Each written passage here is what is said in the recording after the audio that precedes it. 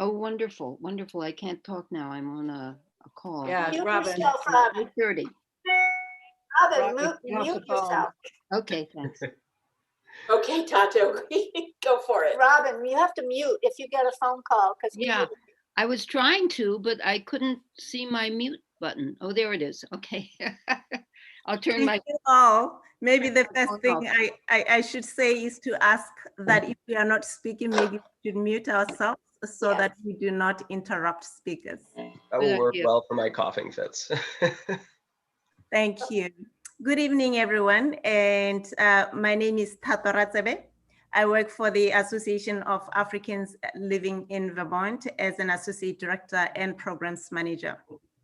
Welcome to everyone who is watching, as well as the mayoral candidates. We thank you for taking your time this evening to participate in this debate. We are pretty sure that the Burlington residents are very appreciative of this opportunity to learn more about what you have in planning for the coming processes in your running, as well as managing the city.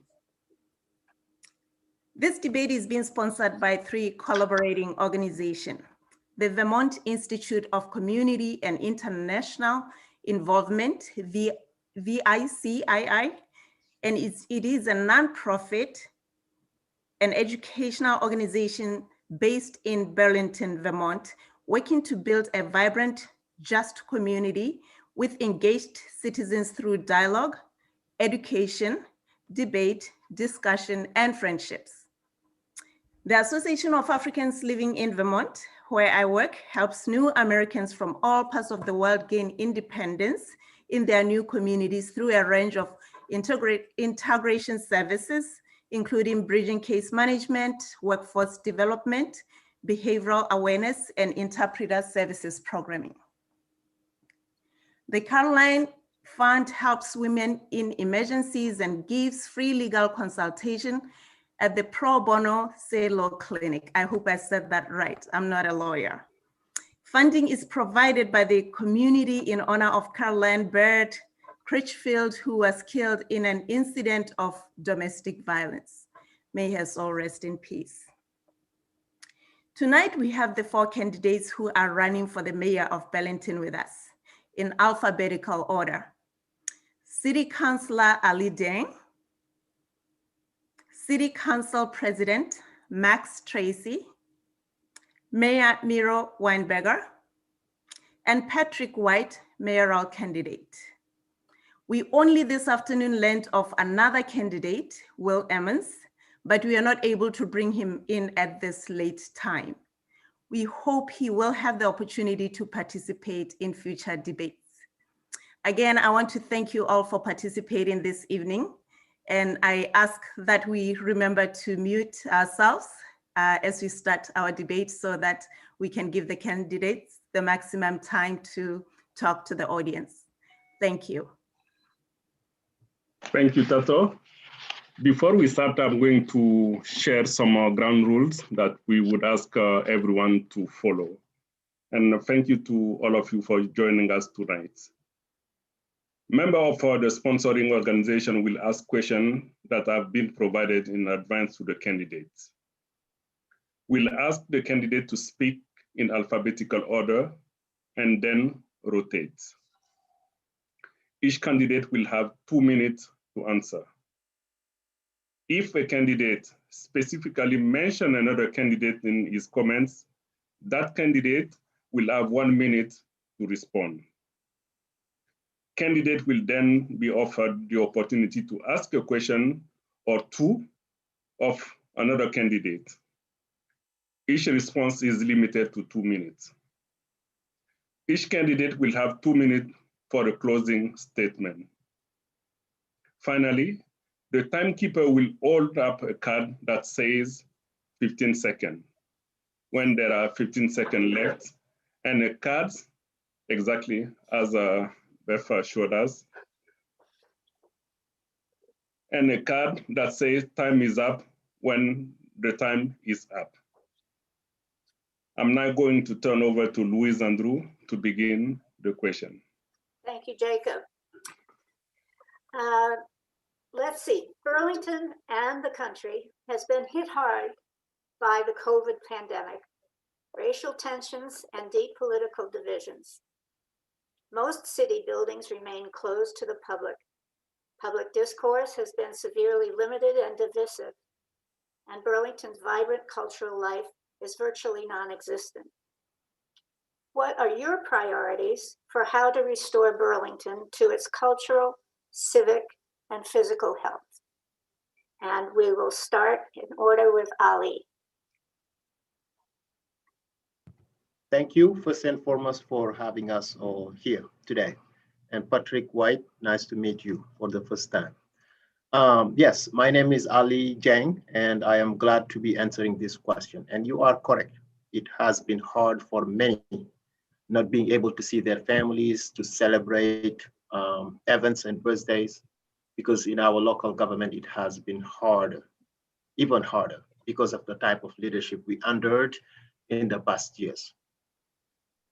It was all about the optics and never the vision. And I am here to change it. With you, with your vote on town meeting day, we will definitely get there. Now, to your question, and as the next mayor of Burlington, I will ensure that 30% of my time will be in the community to rebuild trust, to strengthen the sense of community. And under the cultural health, I will direct the Burlington Parks and Recreation, the Burlington City to foster collaboration with organizations such as the Flint Center for the Performing Arts and local artists, and more, to bring back the cultural life that we desperately need to reconnect and celebrate our collective sacrifices that we have done during the COVID-19.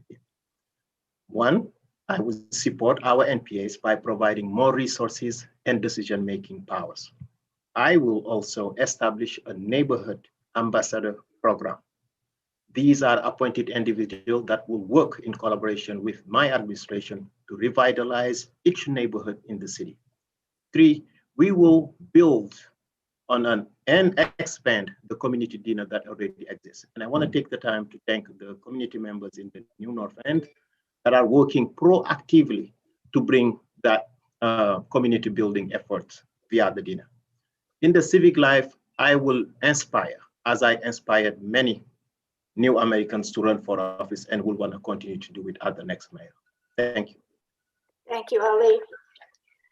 Burlington faces a host of critical economic problems. Each one of them is going to. Oh, yes, sorry. Sorry, people. Max. Max is next, sorry. Well, thank you also. I really appreciate the opportunity to engage in this debate. I know a lot of work goes into organizing events like this, so just want to thank you for that as well. I certainly know that this pandemic has been a deeply isolating time for all of us, and I've heard from many neighbors that they're exhausted and want just to return to a sense of normalcy. And I'm with you in this struggle, and I share that wish that we can totally get there. Through my work as a union organizer fighting alongside nurses at UVMMC, I experienced firsthand what frontline workers in our community have been going through. And I've also seen it from the governmental side, because my entire council presidency over the last year has taken place during the pandemic, and we've had to find new ways and more effective ways to involve people in the political process. I've kept our city council running during this pandemic and have held emergency meetings on COVID measures. And in so doing, I've facilitated some of the largest public forums in Burlington history, making sure that people's voices could be heard. I've also worked directly with Burlingtonians who are in deep pain over ongoing systemic racism in our city. COVID-19 did not create systemic racism in Burlington, but it did exacerbate the challenges that our BIPOC neighbors are facing. Our community members have worked so hard to push for necessary transformation, and they are both tired and angry as their loved ones continue to be harmed every day that we delay to making these changes. Mayor Weinberger's recent veto prevented us all from being able to share our voices about a proposed charter change on town meeting day. Now is a time where we need to be listening and providing opportunities to people to lend their voices around this critical issue of oversight and accountability. My priorities as mayor will be about getting us back on our feet, but also making sure that we become more resilient for whatever storms may come. This means that we are making sure that we are more established and that emerging businesses make it through this pandemic. revitalizing our downtown core, providing essential financial and hunger relief, and expanding safe, affordable, and quality housing options across our city. I offer bold yet pragmatic leadership. I lead with the value of taking care of those in need, and I bring my 9 years of on the ground and in the weeds city government experience to make change happen. Mayor Weinberger, you're next. Well, he has a minute to respond, right? Yes. Right. I'm happy. Sorry, just to clarify, I'm going to answer the. You have a minute to respond to Max's Mention of you, and then 2 minutes to answer the question. Great. Well, or whatever you want. I think. Let me first start by saying we've certainly been through an extraordinarily challenging period as a country and as a community, really the test of our generation. But democracy is resilient, and we see that in yesterday's very dramatic inauguration of Joe Biden and Kamala Harris as president and vice president. And as the brand new president said, democracy prevailed.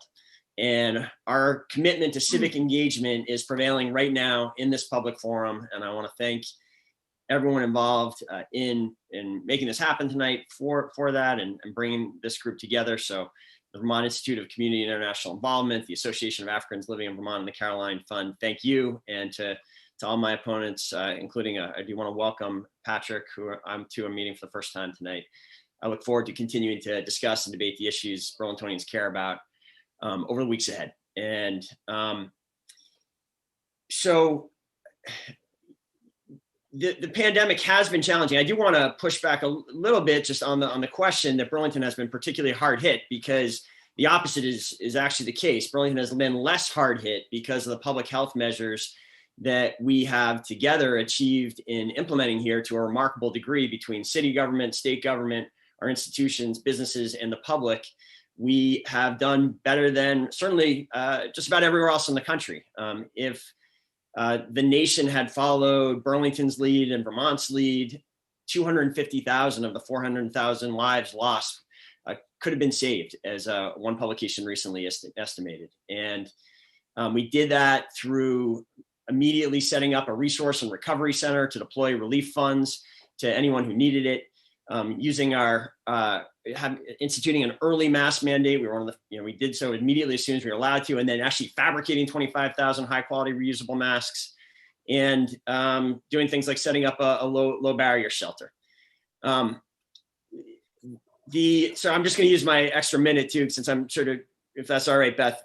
So another early step that we set up right at the beginning of this pandemic is committing to a racially just response through new teams like the Trusted Community Voices team, which has given us new ways of communicating throughout the community and making sure that there are interpreters at testing sites. So we've been able to keep our eye on the ball and move forward other big initiatives not related to the pandemic. We continue to make progress with the Net Zero Energy City effort.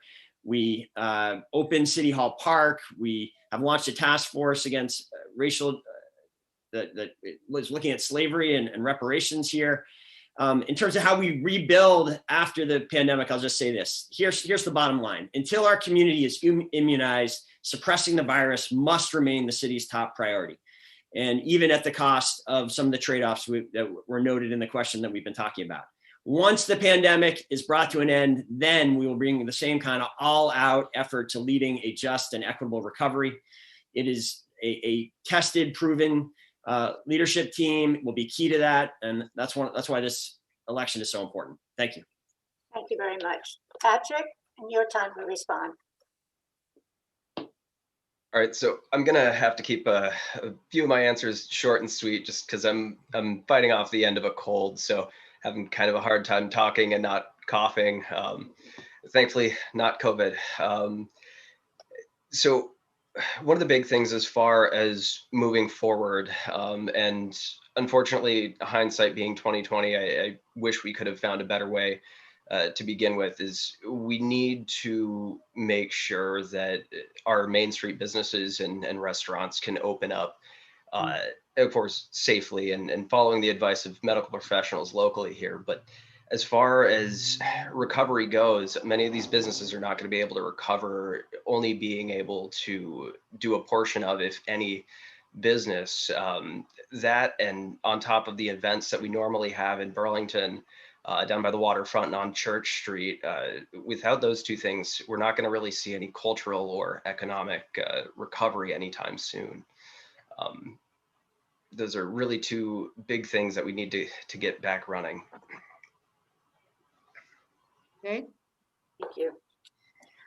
Okay. Burlington is facing a host of critical economic problems, primarily arising from the pandemic. Many small businesses struggling or closing, a hole that has been in the middle of the city without generating revenues for 3 years. Significant commercial and industrial tax-based revenue losses, among others. How would you address these economic problems as the mayor of Burlington? And we're going to start with Max. Great. Well, thank you so much for the question. Really appreciate it. I think it's a crucial question because it deals with exactly what we're going to do, not only in this moment, but how we move forward. And I'm so grateful for the small businesses that make Burlington what it is, whether we've been getting groceries, ordering takeout, buying supplies. They've certainly gotten us through this pandemic.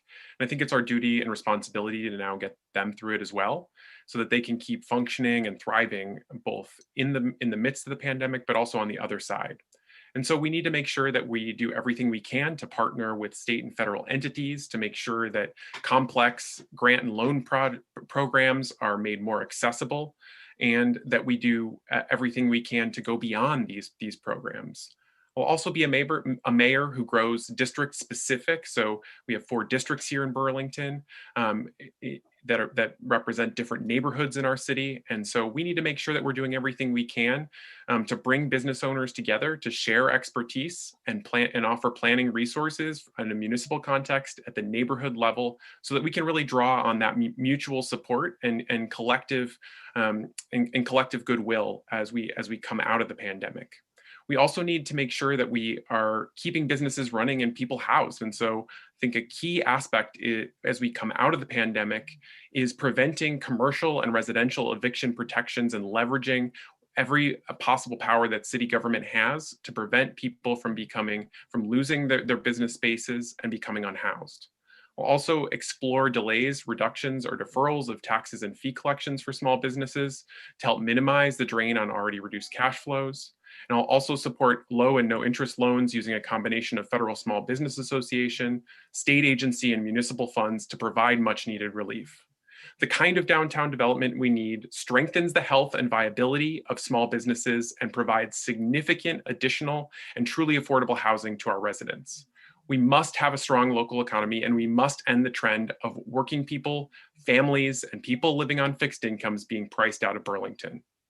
When it comes to City Place, we cannot continue to give developers whatever they ask for in hopes that in just giving them a little bit more, we'll be able to move this project forward. I oppose the project from the beginning and have since been calling for holding developers accountable to promises that were made. Okay, We need Max, to call this. Thank you. Thank you. Your time is up. Mayoral Weinberger, your turn. Thank you. So first of all, when we look back on the last 9 years, the time that I've had the privilege of serving this community, up until the pandemic was a period of substantial economic growth and increasing vibrancy in our downtown. We went through a period where we saw the downtown thrive as it never had before. Record numbers of people coming to enjoy our downtown meals, arts, the festivals, expansion of the number of hotels in the downtown. It was just a very prosperous period for the downtown. And it gives me a lot of confidence that on the other side of this terrible pandemic, we're going to emerge from this crisis, if we do it right, stronger, more just, greener, and more affordable than before. That period of real success and improvement included the creation of over 1,300 new homes, more than twice the amount of new homes that had been created in the comparable prior period, because it was a real focus of city governments. We believed that to make good on the idea that I think we all agree with, that housing should be a human right. If you're serious about that, you have to build a lot more housing. And that's exactly what we did for people of all income levels over the last 9 years. We've taken a huge hit in 2020, like the entire country, like the entire world. The key going forward from here is for the city government to lead the recovery with the same kind of focus and energy and focus on data and community and making sure no one was left behind that we brought to fighting the pandemic. And we're going to need, just to give a scope, there's currently about $5 trillion that is going to be dispersed by the federal government. A lot of that is going to go through state and local governments. This is, again, a reason we need a proven leadership team here in Burlington that can deliver on this, not just talk about leveraging the fund, but actually has a record of doing that. So thank you.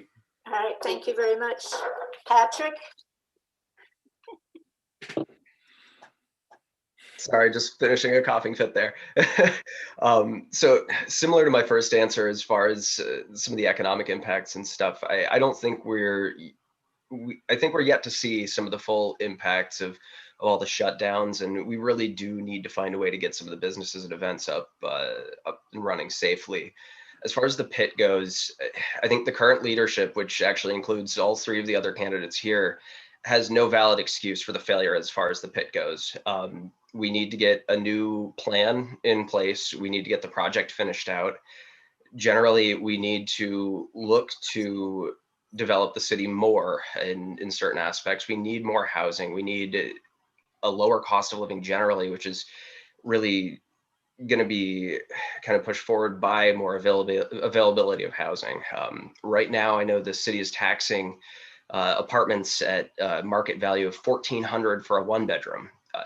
Most of people my age and younger, and I don't know many of them that can afford $1,400 to $1,600, which is what I'm seeing for one bedrooms in Burlington. And we need more housing to help drive that down. The pit needs to get done because right now it's a loss as far as tax revenue. Yeah. Thank you. Thank you. Yeah, can we, You can each of you can have 1 minute to respond, since you mentioned all three candidates. So Oh, I thought it was if I mentioned any one person specifically by name. Who would like to respond to that? All right, Mayor Weinberger. Thank you. I appreciate it. So let's talk about City Place. So first of all, it was the right decision to go forward with this ambitious, important plan to try to fix that part of the city, which has been problematic since the 60s, since the city tore down a vibrant neighborhood back in the 60s. We are now on the cusp, because we prioritize this, of, for the first time in decades, having homes and jobs and reconnected streets in that part of town. This is something that people of Burlington called for in Plan BTV. It's something they called for when they went to the polls in 2016. It was the right vision. So I don't know why any candidate would proudly say they've been against this from the start. This is the right project. Second of all, it's not accurate, as one of the other candidates just said, to suggest the city's lost a lot of money over this. We haven't, because I negotiated an agreement that protects the city. We've been paid over $500,000 by the developers since the delays began, because I got in place an agreement that protected us, and they have been in breach of that agreement, and we have been holding them accountable. Finally, my last thing is, if I'm given another 3 years to lead this city, we will deliver on the jobs and the homes and the new streets here, just as we have delivered on a new City Hall Park, just as we've delivered on transforming the northern waterfront, rebuilding the entire bike path. Me and my team are the team to get this project done. Thank you. Max, you wanted to respond also? Yeah, absolutely. Thank you. And I think that, I don't know how, when we're in year 3 of having hole in the ground, that we can call this the right project, or that this as having been a wise decision for our city. It was something that was out of scale with our city, and that did not meet the diverse needs of our community and create opportunities for people across the socioeconomic spectrum to participate and enjoy that public space. So I think that it is a real the project is a real failure at this point, and what we need is not additional special treatment given to the developer, but we need real accountability brought. And we've seen continuing acquiescence to any demands made by the developer. I think we need to really hold them accountable in this setting, setting real milestones and making sure that taxpayers are not on the hook for any future expenses related to the public improvements. Ali, would you like to respond? You're on mute. You're on mute. Yeah, Ali. let me unmute. Good. Okay. So I think it will be important for me to address that I completely love any type of development in the city and in downtown. The pit, I am 100%, I want to see it through. And as the next mayor, I would do all in my power to see it happen. But the issue here is a failed leadership from Miro Weinberger about the pit. I'm responding to this because we lost tax base. Downtown businesses are leaving because of a lack of leadership from him. And the other element about this is also, why do we need to bring these developers to court because of a failed development that he brought to Burlington? And Burlingtonians did reject, but he pushed it on the people, and now here is where we are. I think it's completely unacceptable, and we cannot afford another 3 years of a failed leadership. But I am completely in support and want to see this development completed under my administration. All right, thank you, candidates. Robin, I'm passing it on to you. I have not answered the question yet. I think each candidate did receive a time to speak about it. I have not yet. If you could allow me. Sorry, yes. No problem. Thank you. And I think the question number 2 was specific about how would you address these economic problems as the mayor of Burlington? Correct. Sorry. Sorry, Ali. No problem. No problem. Thank you for giving me the opportunity to speak up about this. Of course. So, as you all know, we have experienced a failed leadership, like I said, before even COVID-19 came to our shores. Downtown was already struggling. Businesses leaving to other municipalities, a huge pit on the ground due to a pipe dream development project that never came true. The loss of tax base is right there. Even the sense of feeling safe in our downtown was a problem. From workers, bathrooms are not even accessible or available. We can no longer afford what we all are aware of a failed leadership from Miro Weinberger. I have a solid plan to rebuild our economy. 1, I want to control spending, fiscal responsibility, stop borrowing from our future selves, and control the city's debt. That's the first fundamental aspect that I need to see. 2, to support businesses, my administration will eliminate sooner the personal property business tax, sooner than 2026, to better support our local businesses. I have what we call a community wealth building plan. This plan will be available by tomorrow on my website. And number 4, have an open line of communication with local businesses via the Burlington Business Association. Here is a question that we all need to explore. How can the city and the local businesses work together to make sure that our local economy becomes vibrant for every single person that live and work or raise children here? Thank you for giving me that. Thank you. Mayor Weinberger, 1 minute. Great, thank you. So that plan laid out, at least half of that plan laid out by Councilor Dieng actually sounds a lot like the leadership over the last 9 years. I mean, to hear that fiscal responsibility is going to be a priority, need to point out it has been this administration that has taken the city from the edge of junk bond status to a AA credit rating, saving $17+ million and counting for taxpayers, locking that in terms of future savings. And we, with that sound basis, we've been able to do dramatic expansions of our investments in social services and in infrastructure, But we have been very disciplined as we did that. We've kept the increase in property taxes below the rate of inflation, well below the rate of inflation. There has not, Councilor Dieng is right, Burlingtonians pay too much in terms of property taxes in general, but that's not because of what city government is doing. Thanks for the chance to respond to that. Thank you. Robin? You're on mute. You're on mute. You're on There. mute. There you go. Now I'm back again. So our next question is on the subject of education, rethinking education in the light of this pandemic. Those of you with children know that for many of them, this has been a failure. Remote learning has been very difficult. And education in Burlington is facing some major decisions in the near future. So my question is, how might education be improved during and after the pandemic? How would you foster exchange amongst diverse communities and build critical thinking among Burlington residents?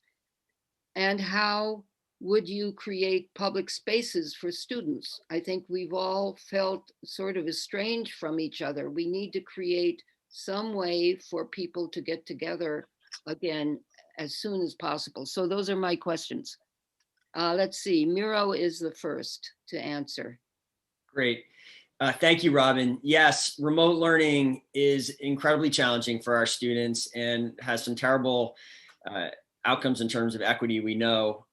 And that is a big reason why it has been such a priority of the last year for the city to box the virus in, to contain the virus and box it in so that we could get the important parts of our society out of the box as much as possible. In particular, the highest priority was getting our kids back to in-person learning. And we have succeeded at that to a remarkable degree here in Burlington, where our elementary and middle schools have been open since the fall and have stayed open even as there has been some spikes in the overall virus.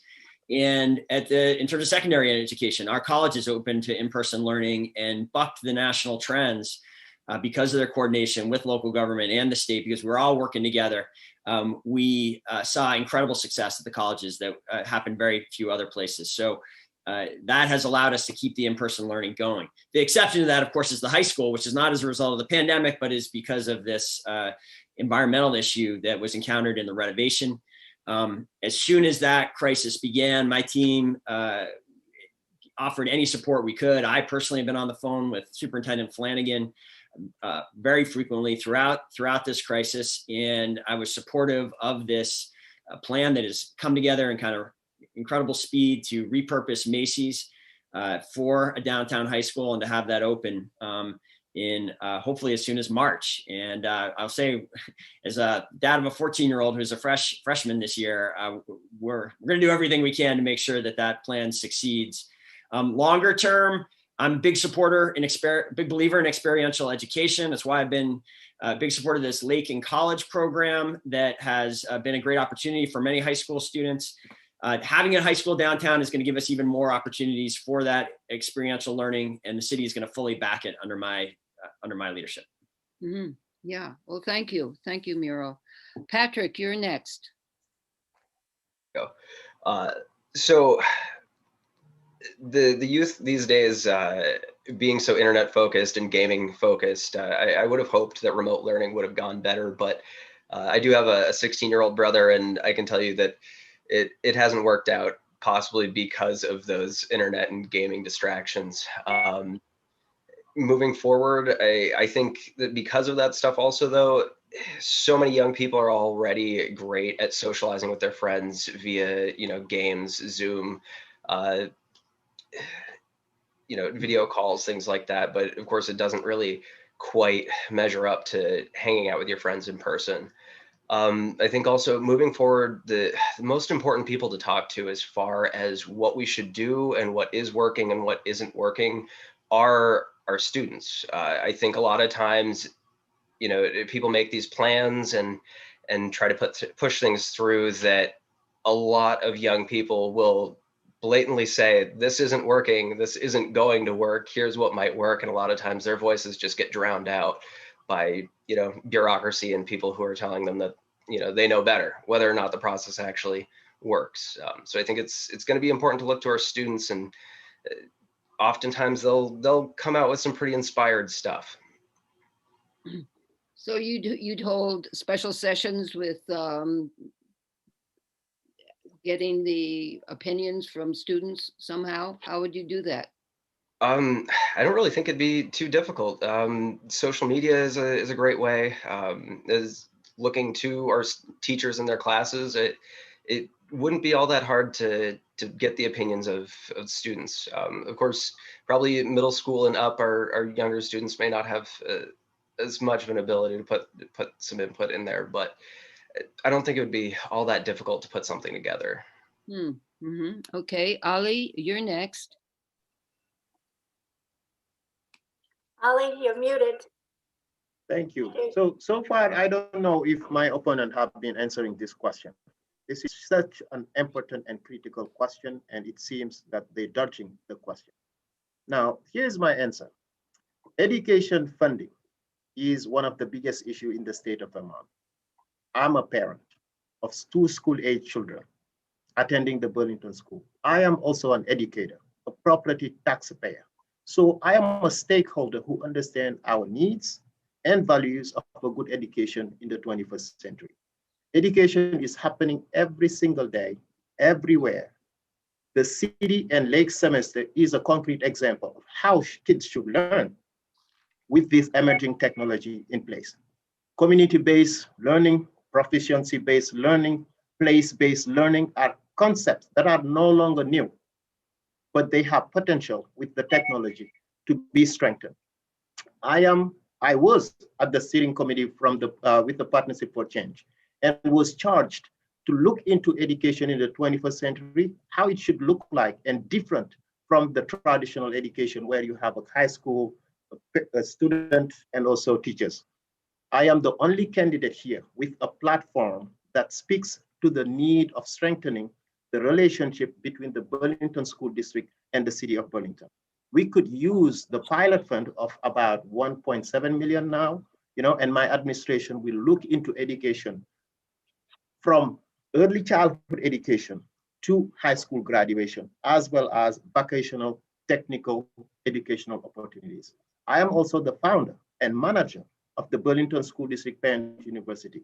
We have been building community, bringing people together, bringing organizations together, and to empower parents as equal partners in their children's education. I want to continue to do this when the voters give me the opportunity to lead this great city starting March 2nd at 7 p.m. Thank you.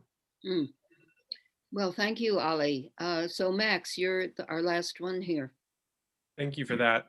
So it's certainly no secret that students and their families are really struggling right now in this moment. I see that directly as I watch and work with my partner to support her in working with her 4th grader at Edmonds while trying to balance work. And I think we also know pretty clearly that the pandemic has made all of the things that were challenging about education before, whether it be poverty or systemic racism, that much worse. And so we need to be focused on meeting the needs of students, however that can best happen. Certainly with Burlington High School, students have been deeply impacted by remote learning, but also the lack of even having a physical campus as a result of the PCBs. And so we need to make sure that we're doing everything we possibly can to partner with the school board, teachers, and the Agency of Education to reduce the burden that this relocation will have on taxpayers, to make sure that we have ways to cover this unexpected expense, but also to make this as positive an experience as possible for the students who will be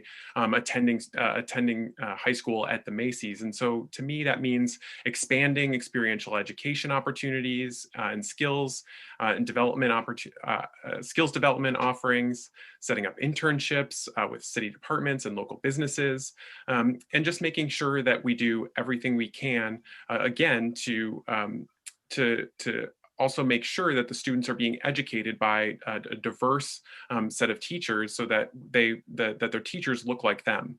we know that COVID has changed everything we thought we knew was possible. And so I think our job is now to really pivot to prepare our students for life after high school by really making sure that we're providing meaningful opportunities to engage while also working with teachers that look like our community. And so that's, I think, a really crucial aspect of it. I think we also need to go beyond the idea that education takes place just in school and continue to build on work to expand services for teens in our community and establish a teen center, making sure that we're providing round-the-clock support for students both in and outside of schools. Yeah.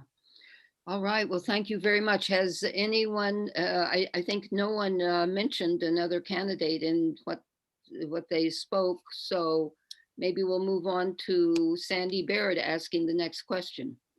Right, and I'm going to ask this question from the perspective of the Caroline Fund. I became, last summer when Battery Park was occupied to draw attention to the behavior of the city police department, it raised concerns with the community and especially with members of the Caroline Fund about how the demand to, quote, defund the police and the caution for people to, quote, think twice before calling the police could put women, especially women in domestic violence situations, in real trouble, even life-threatening situations. So my question to all of you is, what in the current mood of criticism of the police will you do to ensure that women, kids, and all victims of crime, particularly victims of crime in their own homes, are really protected and that their safety and health is ensured? And I guess the first person would be, to answer this in alphabetical, I guess, order would be whom? Ali, right? Patrick. Patrick, okay. You can move to Ollie. I'm about to have a nice coughing fit, and I'll take up the lead or the end. Ali. Ali? Ali? Yeah. Yes. Thank you. Thank you for the question. And I think alphabetical order, I will be on the ballot first. I think it's good on that sense. Now, in terms of to your question, I think we have made a big mistake defending the police without a plan. Despite my presentation, my amendment that I brought to the Racial Justice Alliance. The most critical part about all of this is the current mayor has not vetoed that resolution. So basically, with his power, he could have vetoed it. And we go back to the drawing board, but he did not. Why? Because maybe he's in support of defunding the police, which I was not, and I will never do. Because I understand we should not be targeting the police or putting them under the microscope. This is about public safety. And public safety should be managed by those who have the knowledge and expertise.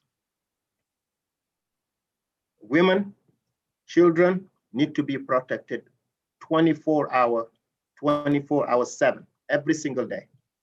We should not afford another 3 years of hardship, of lack of trust, lack of transparency, and the change need to happen today, need to happen tomorrow. Another element about this is also the city councils, my colleagues, none of them has spoken up when we had Black children being victimized here. It was maybe from a place of privilege. I understand what discrimination is, how it looks like. I understand not having a voice, and it is about time that we change that and make Burlington the best small city in North America. Thank you. Since Miro's name was mentioned, he has an opportunity to respond. Is that correct? And Max. Yes, thank you. Max, right, yeah. Miro? Mayor Weinberger? Yeah. Thank you, Sandy.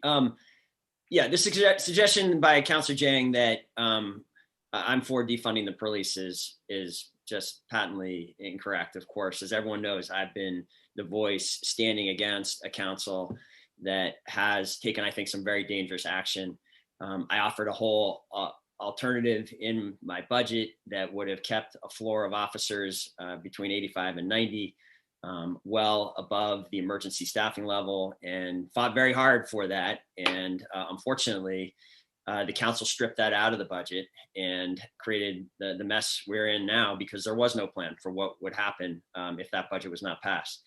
And, you know, speaking of vetoes, I mean, it was shocking that Councilor Dieng did not support my veto a couple weeks ago that was instituted because of how concerned I am about the police department being dismantled and not supporting and retaining the officers we need to provide proper public safety here. So I'll have more to say about how we keep people safe with my answer, but I just needed to respond to that blatant inaccuracy.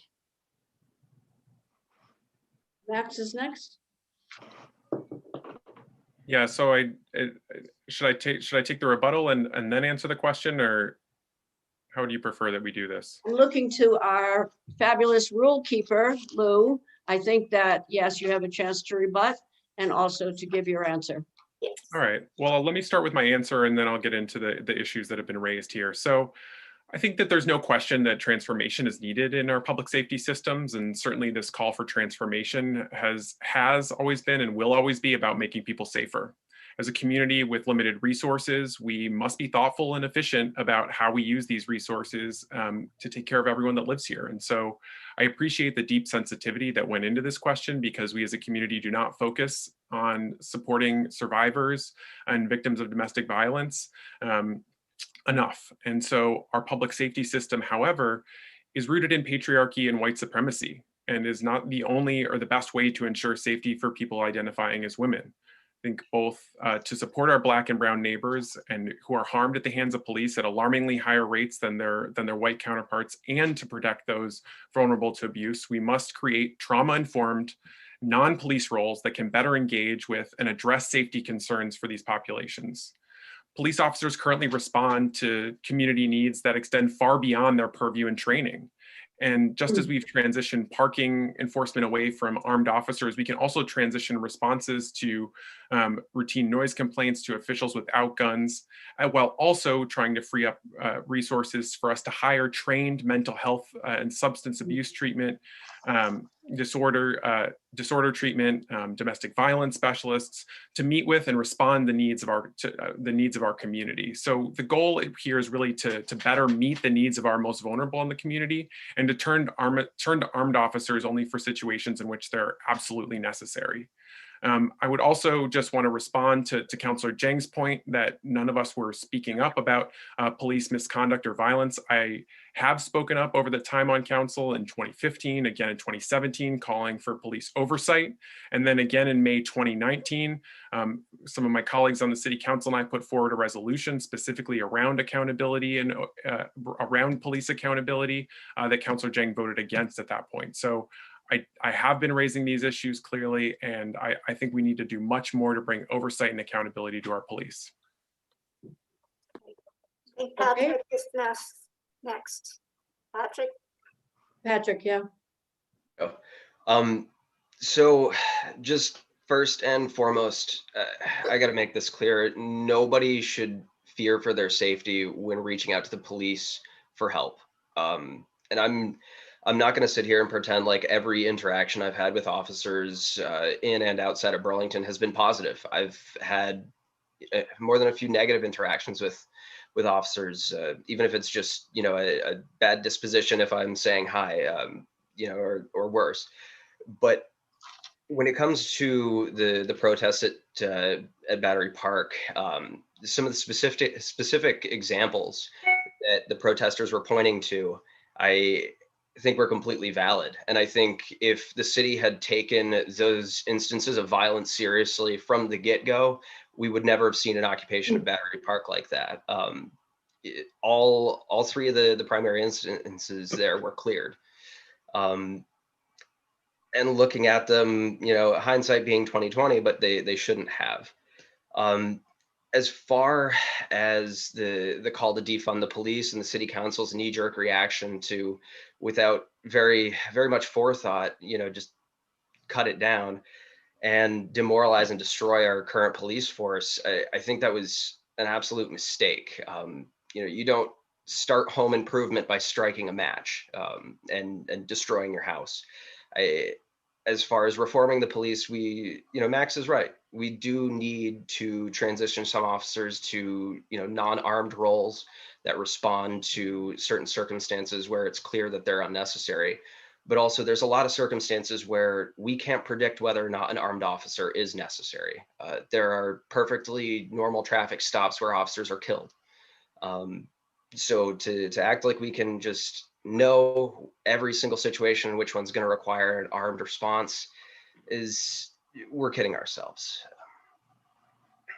Okay, thank you. Right, Miro's next. Thank you.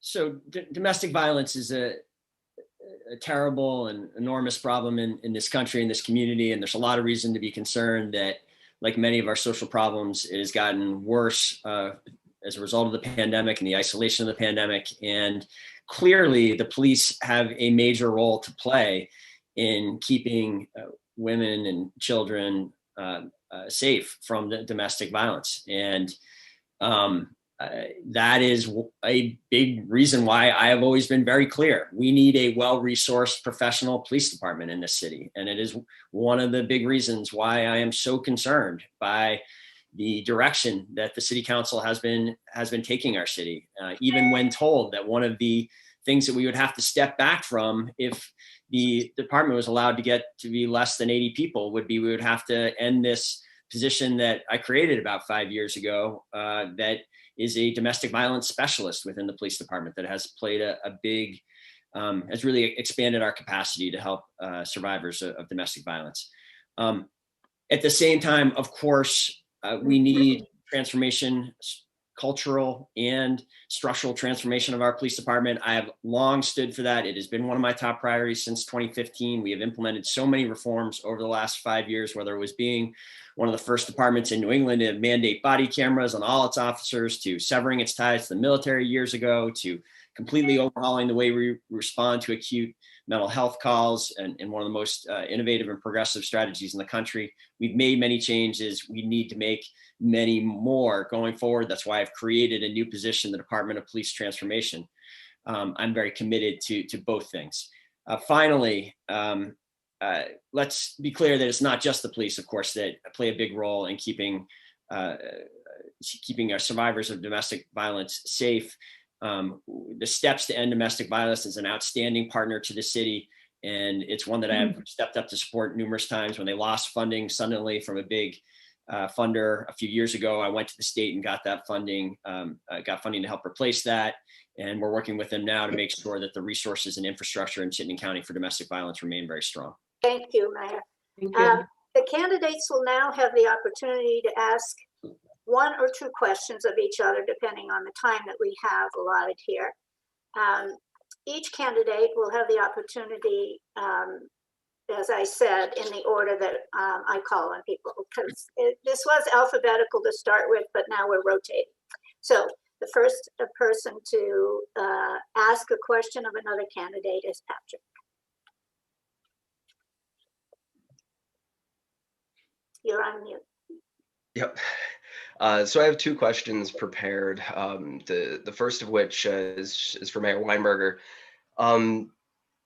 You've had 3 terms, and during these 3 terms, you have had some economic successes. I will give you that, but during those 3 terms, the issue with the water treatment plant just constantly polluting our lake has seemed to fall to the side, while projects like redoing parts of the bike path that don't need it, the City Hall Park, and the pit, they've all taken precedence. If you are elected to a 4th term, during that term, can you promise us that before the end of it, that problem will be fixed? Thank you, Patrick. I appreciate the chance to talk about our record of protecting Lake Champlain, which is one I'm proud of. We start in 2009, the city created a stormwater utility. On my watch, we've dramatically expanded resources for that stormwater utility to protect Lake Champlain. We did have some challenges in the summer of 2018 in particular, where we had a significant breakage and from equipment, and we responded to that. We went to the voters and we got a historic $30 million bond to address that. And we are in the process of implementing that money. Actually, 2021 is going to be a huge year on that. We have about $11 million worth of projects in one form or another of implementation that will replace that old equipment and make it better than ever. We also, this is one of the reasons this kind of investment that we actually have far less as a historic basis. We've gotten better and better as a community at protecting Lake Champlain. We have less of these emissions than we did even as recently as the last decade by a substantial amount. We have less of these CSO events. So we're moving in the right direction. Do we have more work to do? We do. This is a generational problem, but we're well on our way with that historic $30 million investment, which over 90% of the city supported, and surprisingly, which was not supported by Councillor Dieng in a vote that I've always found quite surprising. Okay. Ali, if you have a question to ask another candidate, it's your turn. Thank you again for bringing us here together. And I think in terms of the process, whenever a candidate's name is mentioned, please allow that candidate also to respond. You may respond. Initially, You have 1 yes. minute. Yeah. So I want to respond first, if you would allow me that. Begin. If it's okay. Okay. Of course. Yeah. So I think Miro Weinberger here has mentioned my name in terms of the vote about the water treatment vote. I think it was about the $30 million that was going to go to the ballot to voters. I proudly voted against it. And if we are to do it again, I would vote against it again, because I will not ask taxpayers $30 million to fix the water and the groundwater utilities we have without an insurance that will actually work. It seems as if, to me, it's just throwing money outside of the window. It's not good governance. Good governance should be practical. Good governance should be forward-thinking, and good governance should also have a plan that will fix a problem. Voters did support it. And from there, I started to support the program, because what the voters want, that's what I want. I am always about the people. Now, thank you. My time is up. Now, the question that I have, yes. 2 minutes to answer the question, yes. The question that I have is for Miro Weinberger, and I am asking him, why didn't he veto the racial justice resolution when the council passed it from 9-3? Why didn't he veto it? Thank you, Councillor Dieng. You know, again, on the next night, I presented a whole, it wasn't necessary to veto it and strike down all the other, a number of other very positive provisions. I came forward with a whole alternate plan in my budget the next night that was a very reasonable compromise, and that that would have kept us out of this mess. It would have preserved a floor of 85, at least, you know, a target of between 85 and 90 officers, which would have kept us well above emergency staffing and would have given us the time to provide these assessments. So came forward with an alternative plan. It was rejected by the council, very unfortunately. Now we have another plan before the council, and it will be for the council for a vote on Monday, which again would raise the cap back to the 84, that 284, and would provide additional resources to ensure that public safety. And I hope that this time the council listens to us and is not dismissive of our concerns of dropping into emergency staffing and the cutbacks that I would involve on positions like the domestic violence specialist, on our 3:30 in the morning to 7 a.m. shift. Hopefully this time the council will take this opportunity to work with the administration, work with the department, and ensure the safety of Burlingtonians while also making progress on police transformation that is needed. Okay, Max, it's your turn to ask a question of another candidate.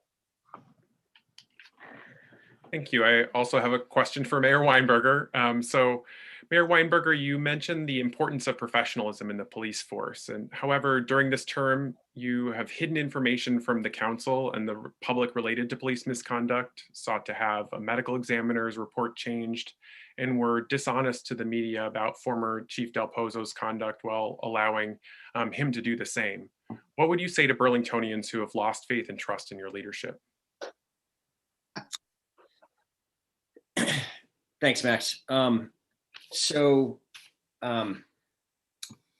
I've spoken many times, this has been one of the most discussed events in Burlington for the last couple of years, and I was faced with a very challenging situation that involved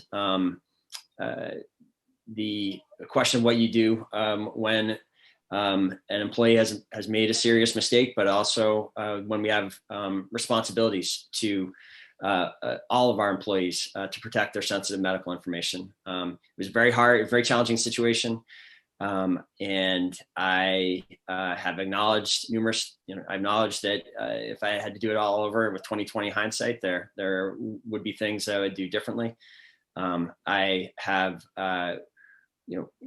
what I would say to Burlingtonians is, and what I believe Burlingtonians believe is that what's important over the next 3 years is these issues that we've been talking about tonight, where we go from here as a city, where we go with our department from here. And I think that is, certainly this one of the most important issues in this election is going to be around policing.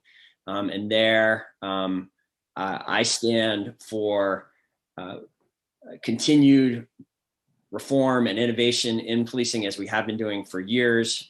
I stand for cultural and structural transformation, but I also stand for a well-resourced professional police department, something that Councilor Tracy, unfortunately, I think you have been working against and working to dismantle. And I hope, that's the policing issue that I think voters are going to be focused on, and where there is a very clear choice between us. Okay, thank you. And Miro, now you can ask another candidate a question and they'll have 2 minutes to answer. Great, thank you. I have a question for Max. Max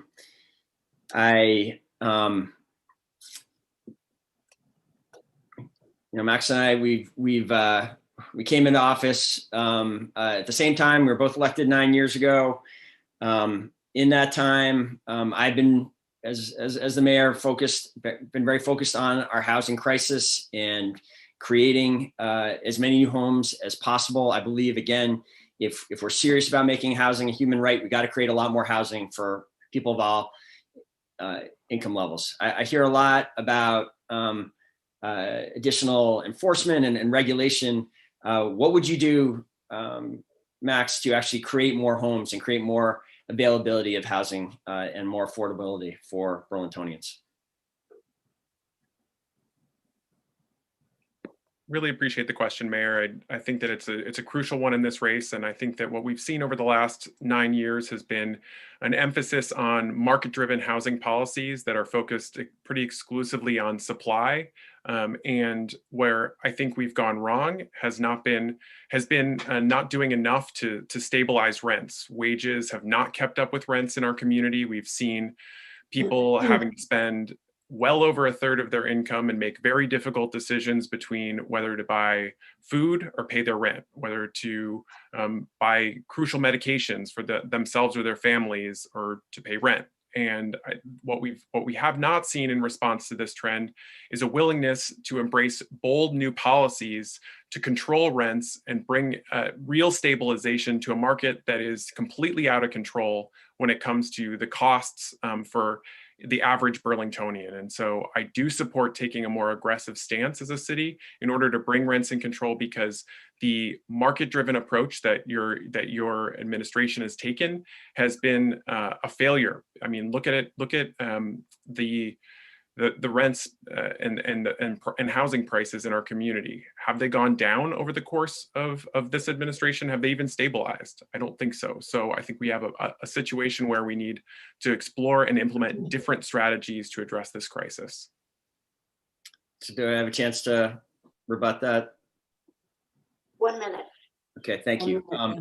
So, okay, I appreciate it. So I think what I heard there, I did not actually hear any ideas or even commitment or even sense that it is important that we continue to create new homes. And I think that's unfortunate that this strategy is working, and it is one that is needs to be committed to for many years if we are going to dig out of the deep hole that the kind of policies that you just listed created in terms of housing affordability. It's those kind of policies, over regulation, constraint on the ability to create new homes that created the housing mess that we're in. But it has stabilized under our term, and we've seen published reports that show that creating new homes has increased vacancy rates, doubled vacancy rates, and brought down significantly the rate of inflation of housing. Has it solved everything? Of course not. This is going to take years of commitment to get done, and that's why the policies you just listed there are so troubling.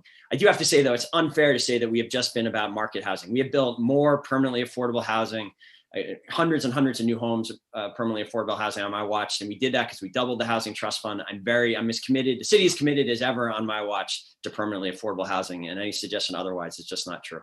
Thank you, Mayor. So Patrick, Time for another round. we're going to do a second round since we have time. So back again, we're going to start again with Patrick and go through all of you. So Patrick, you have another question. So real quick before my second question, I just wanted to ask Mayor Weinberger, my question of you very simply could have been a yes or a no, and I didn't hear either. Are you able to commit to solving that problem by the end of a fourth term? Am I able to commit to? I'm absolutely able to commit to by the end of another 3 years, we will have by far the best wastewater and stormwater infrastructure that we have had in the city's history. We are making historic generational investments in those systems and the lake. We are going to do a better job than we have ever done in our 150 plus year history as a city at protecting Lake Champlain. Is it that's what I think the goal should be, and we're well on our way towards it. And yes, over the next 3 years, we're going to fully deliver on what we've committed to the people of Burlington and the region. Thank Cool. you. Ali, I think sorry. So my actual second question, I just needed some clarification from Mayor Weinberger on that. My actual second question is for both Ali and Max. Basically, both of you were city council members. While a lot of the things you are campaigning against right now were either established or continued to happen, as mayor, well, going from city councilor to mayor, in some ways you're actually giving up some amount of power. What is it as mayor that you expect to get done that you can't get done as city councilors?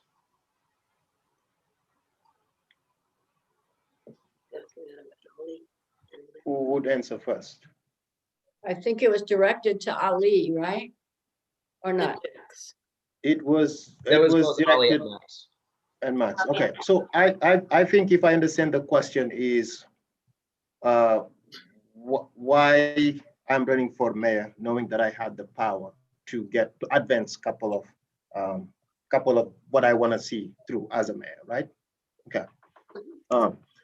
So I think it is why I'm running. It's not about getting things done as a city councilor. As a city councilor, I am the only independent.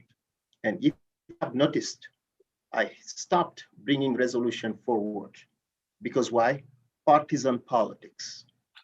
Many of my piece of legislations, whether they die 6-6, whether Democrats vote in support or progressive vote against it. Why I'm running for mayor is I want to change the direction the city is going. This direction is not working for anybody.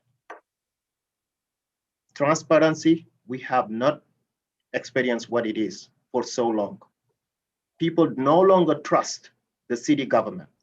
People no longer respect the city workers. People no longer are putting an emphasis in terms of the social services and programs that Burlingtonians need and want. People want to live in dignity, and I want to change the direction. No more development. And I also want to make sure that our city taxes are used for the right programs and the right services that works for the people and that what people need. The direction to change it, it is for me to build a team, a new team, great and incredible people that have the same values that I have. Make sure that our downtown is vibrant, businesses are booming. That's why I want to run for mayor. And also tackle systemic racism. Because of all of these people running, I know what discrimination is, how it feels like, and how it plays out. Thank you, Ali. Max? I think it's a great question. In terms of why I'm running for mayor, is because as a city councilor, you're one of 12. And you're trying to balance your work responsibilities with the responsibilities that are quite expansive and could very well be full-time experiences. And it can be very frustrating, honestly, to have big ideas about a wide range of different challenges that our community is facing, whether that's around housing, climate action, systemic racism, and not being able to be fully dedicated because you have to put food on the table, you have to pay your rent, and it's challenging to balance those things. As a counselor, I've learned how to do it over the course of 9 years, but it's a real challenge. And so I look to the mayor's office and rising to the mayor's office as an opportunity to expand and build upon the work that I've done on the city council in collaboration with that council, while also having significant support from department heads and city departments, as well as other organizations that can be leveraged in service of these goals around climate, of uprooting systemic racism, of making housing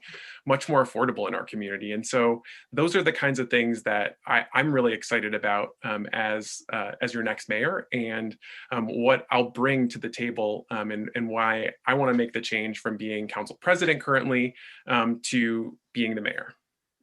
Thank you. Ali, you now have an opportunity to ask a question of another candidate. Okay, thank you.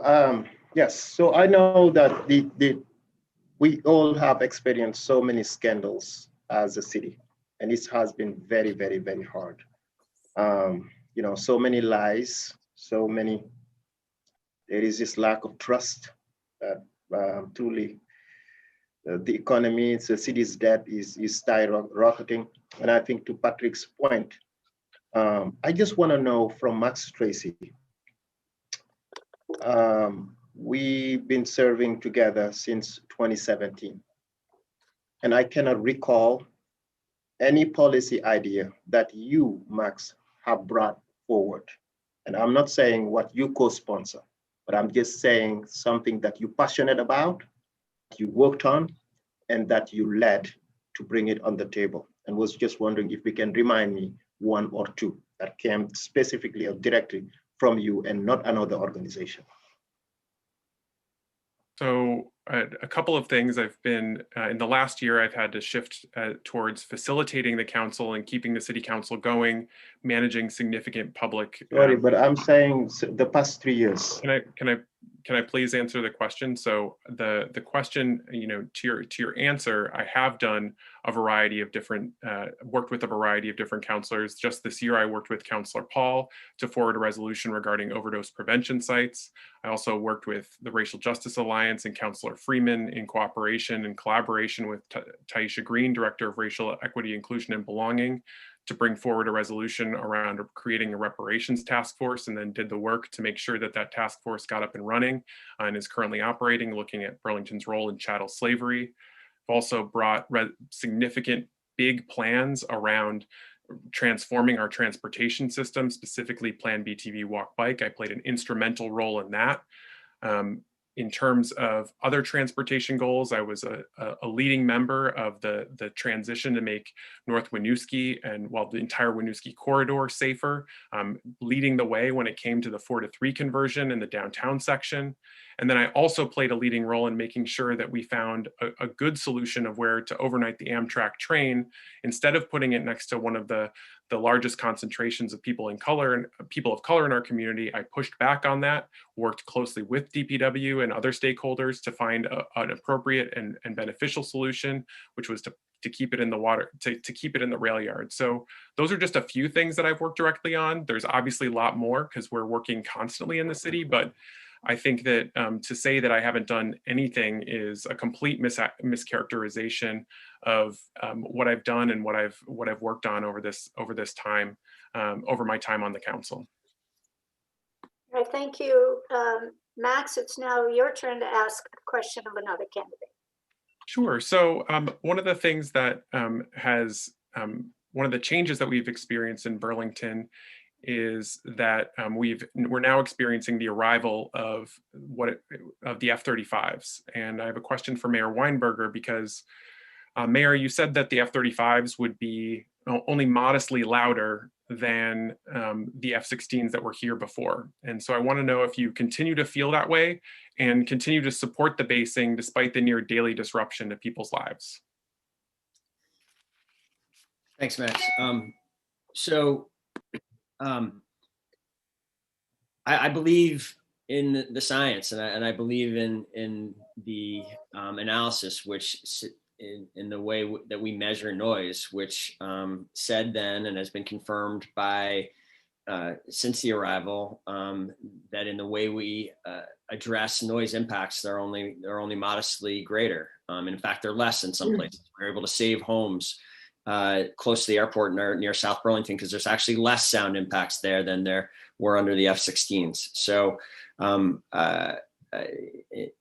what I said was accurate, and we where the impacts are greater, we've taken decisive action to address those impacts, and we're succeeding.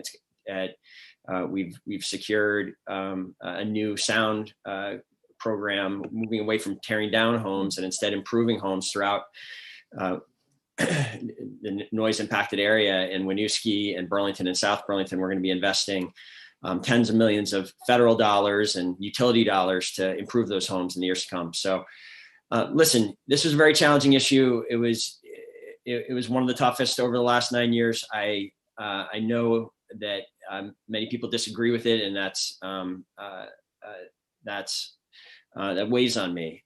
What I said then, I still believe. The National Guard, the Air National Guard, has been an important presence in this community for decades. We have seen examples of how important just in the last year the National Guard can be, and the way that they have served the community, helping us set up pop-up testing sites and played a key role in the pandemic response. We also benefit from the Air National Guard being here in terms of their other commitments to the community. And that there's always been sound impacts from the Air National Guard presence, and we've been able to manage our way through that as a community. We're going to continue to do that here. And in fact, we're going to bring far more resources to this than we've ever had before. Thank you, Miro. And now you can ask a question of another candidate. Great. If I can follow Patrick's lead and make it a double, I would be interested in hearing, or even for all three, if that's allowed. You know, a key issue in this race is that the mayor is the chief executive officer. The mayor is responsible for over 20 direct reports and overseeing a budget that, if you add all the different budgets together, it's about $200 million a year. Good management of the city team and the budget has a huge impact on everything, on all these issues we've been talking about tonight, and certainly will be critical in responding to this, in rebuilding, leading the way out of this recession with an economically just recovery. I was hoping each three of them could talk about what their experience is managing significant budgets and teams of personnel. Okay, we'll give each of you 1 minute to respond to the mayor's question. We want to start, Ali. Can't hear you. Did he pass? No, he's on mute. You're You're on mute. You're on mute, Ali. I was saying, can you allow Max to start? Okay, Thank you. Max? Sure. Happy to. So this is a great question, and I thank you, Mayor, for it. I think it's a crucial one. Our time in city government has overlapped, and during that time, I've served on a variety of different committees, been through 9 different budgeting cycles, and developed a deep and intensive understanding of the functioning of city government, as well as the people that run city government.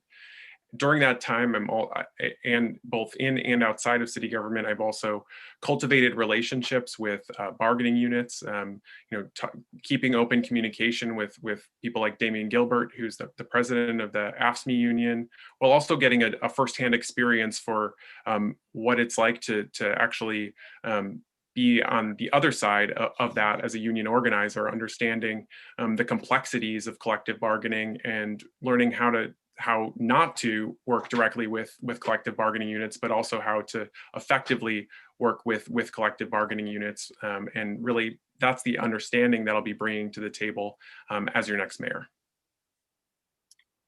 Thank you. Who wants to go next? I can go next. Okay. Yeah, I mean, I think it would be important to talk about our differences first, Mr. Miro, because I am a city councilor, and I understand the processes, how things work. And you became mayor without even sitting as a city councilor. I think it's a very big difference that we have. I know the ropes exactly. And I also have the ability to be able to build a strong team. I came here 13 years ago, and what I have created and accomplished, I am not sure if you will be able to do it. Created a program with no funding. I found the funding, look for it, find it, and also hire people to work under my leadership to get things done. We manage budget, we manage people, and also we look into bringing new partners to the work that we do, right? I think that is exactly what I would want to bring. And again, I said it before, I'm going to say it again. I may not be an expert for everything, but the leadership that can take us forward, I have what it takes. And just my track record coming here with nothing, building and sitting in front of you to want to become mayor is just obvious that Ali would be an amazing mayor if the Burlingtonians want that. Patrick? Well, first I want to thank Mayor Weinberger for including me in the question. When it comes to my experience dealing with essentially management roles and large budgets, things like that, I currently and have worked in insurance. I've dealt with commercial insurance and businesses that are far larger than the city of Burlington as far as the monetary scale goes. A lot of people, when they think insurance, they just think, oh, the guy who sells me my car insurance. But when it comes down to it, I have to deal with other people's budgets, multiple budgets for small and large businesses, employment liabilities, general liabilities, and assessing all of those things. And I have CEOs call me and ask me for advice on how to move forward on things. So it isn't exactly going to be any sort of huge transition other than instead of being called for the advice, I'm the one making the decisions. Okay, thank you. Jacob? Jacob is not in the room right now, so I think. Okay, that here he is. Is There he he is. available? Jacob? Okay, there he is. Great. Thank you, Thank you so Jacob. much. Thank you to our candidates and to all of you for attending. We want to give an opportunity to the candidate to make a closing statement, and each of you will have 2 minutes for your closing statement.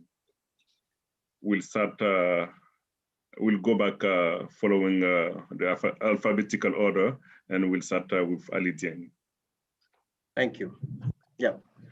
So as a closing statement, I want to talk about what I would do as an ex-mayor, because our city currently needs an inclusive and trustworthy leader with an inclusive vision geared toward bringing people together and transforming this city to be the best it can be, the best small city actually in North America.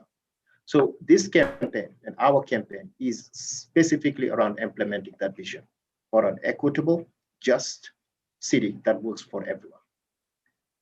As the next mayor, I would seek to eradicate all systems of oppression and discrimination against the people of color and minority groups. I want to re-strengthen and rebuild this community in making sure that residents trust the city, trust our local government. I want to make sure and ensure that public safety, fiscal responsibility, and sustainable economic development will be at the forefront of my leadership. On top of all of that, here are key priorities. Fight the public health crisis with expertise and leadership. And I'm not talking only about the opiate crisis, but also COVID-19. Support youth of all ages, and also bring fiscal responsibility, transparency back to budgeting. Restructure our downtown. I want to also eradicate what we call homelessness, right? And hope that you voters will join our campaign. Visit my website, alidieng.com, and hope to get your vote early. Thank you. Thank you. Thank you. I think we go to Max. Sure. Well, just want to again thank you for hosting this debate. It's been a really, I think, helpful conversation for me as a candidate, but I think also for our community. So just want to thank you for all the work you put into this. I'm running for mayor to make Burlington a city where all can afford to live, especially low-income folks, working class people, and people living on fixed incomes, where city government is accessible to all and transparent and accountable with its actions, and where we invest in a vibrant future for the whole community using progressive policies that lift the local economy, expand public transportation and other sustainable transportation resources, clean up our lake, and reduce the impact on our climate. Throughout my years of service to Burlington, I've been increasingly learning how to reach out, especially to people who don't agree with me. Sometimes you have to reach farther because there might be folks who aren't willing to meet you halfway. There can be nothing more frustrating when folks won't meet you halfway, all the while telling you that you're not doing your part. That happens, but people aren't fooled. People at Burlington are smart people and understand the difference between politics and progress. Those who know me know this. I wear my heart on my sleeve and I work hard every day. They know that there is nobody I can't work with and very little I wouldn't do to ensure that the people of the city are afforded the promise of the oath of my office. I fight fiercely every day to ensure that that the city serves the people, not the other way around. We must end the trend of working people and families, people living on fixed incomes, being priced out of Burlington. Property taxes, rent, childcare, and utility costs are too high, and they're preventing so many people from being able to put down stable roots in Burlington. We must address systemic racism by leaning into efforts to transform public safety and community oversight. But it's not enough to prevent harm to our neighbors of color. We must create the conditions for people to thrive and through economic and cultural empowerment. My administration will enact bold climate policies to reduce carbon emissions related to transportation and heating, and city government can and should be leveraged in this fight. More of the same is not enough. I'm committed to working with all of you to do better for all of us.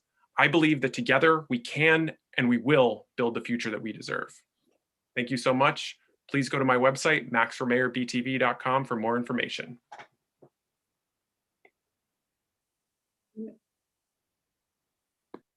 Miro will be next. Great. Thank you, Jacob. Thank you to all of AALV, the VIIC, and the Caroline Fund for organizing tonight and making it possible. And thank you to Ali, Max, and Patrick for the discussion tonight. Looking forward to more of them over the weeks to come. So as a community, we have been through so much together over the past 9 years. And together, we have met every test. When I first came into office, the city was on the edge of junk bond status because of a combination of poor management and decision-making blinded by ideology. Over the years, we rebuilt our AA credit rating and locked in more than $17 million in rising of taxpayer and ratepayer savings. With our financial foundation secure, we've been able to make massive infrastructure investments in our sidewalks, our streets, our parks, and as we've been discussing tonight, our water resource systems that protect the lake. And we have launched groundbreaking new initiatives to ensure equity, and to protect the most vulnerable, including new housing options for people experiencing homelessness, like our low barrier year-round homeless shelter that we just opened in the last couple months, and a high quality childcare scholarships for low-income children, and new resources to fight the opioid crisis. All of this while exercising fiscal responsibility, while keeping municipal tax increases lower than the rate of inflation. And in 2020, the most challenging year in local government in generations, we fought and contained the virus as well as any community in America, while also forging meaningful progress on racial justice and addressing the climate emergency. Not everything has gone smoothly or as quickly as we hoped. However, my administration has the persistence and the commitment to keep working at problems until they are fixed. After long years, or in some cases, decades of trying, we now have a beautiful new bus station. City Hall Park has been revitalized, and the Moran frame is now at long last in construction. In this election, amidst multiple simultaneous crises, the city faces a clear choice: to continue forward with a proven, experienced team that has, in partnership with you, completed all this and much more, or return to the type of leadership that created such trouble a decade ago. I ask for your vote on town meeting day, which is, or before it, and the early voting starts on February 10th. Thank you and have a good evening. Patrick? So first, I want to thank you guys for inviting me to this. Without associations like yourself and inviting people without a lot of a platform like myself, our options would be basically the people who are already in power. I am here because I haven't liked what I've been seeing. I don't like what I see right now. The fiscal irresponsibility, the pollution of the lake, the infighting with police reform, and how that's just seemingly going nowhere, at least nowhere positive. When it comes straight down to it, I am the only candidate here and the only serious candidate that I know of. I know there's some people just running as a troll, which I'm not one of, but I'm the only one out of the four here that has not been here or in power while all of these problems have continued to go on or were established in the first place. If you want to see more of the same, I guess I'm not your guy, but if you want to see actual change and progress and the success of Burlington and the success of businesses here and the people here, that's what I'm all about and why I'm here.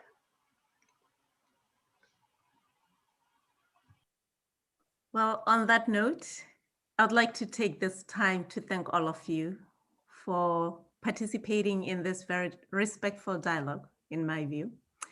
I want to thank you for also engaging with the community virtually in these very challenging times. I want to thank all the moderators who asked the questions this evening. I want to thank the Town Meeting TV, which will be rebroadcasting this debate on Comcast 1087, as well as Burlington Telecom 317 and 217 in the near future. The days will follow. To the lives lost due to COVID-19, to those families, I want to take this moment to say we are deeply sorry. And I hope that we continue to do better as a community to protect one another. To the healthcare workers, frontline workers at grocery stores and any other outlet that makes sure that despite this challenging time, our community continues to function. We would like to send our deepest and sincere thank you. You are our heroes in this time. Thank you to the virtual participants who took the time to listen in. We are hopeful that we will be back in the near future to learn more about the plans that our candidates have for the city of Burlington. Thank you again and have a good evening.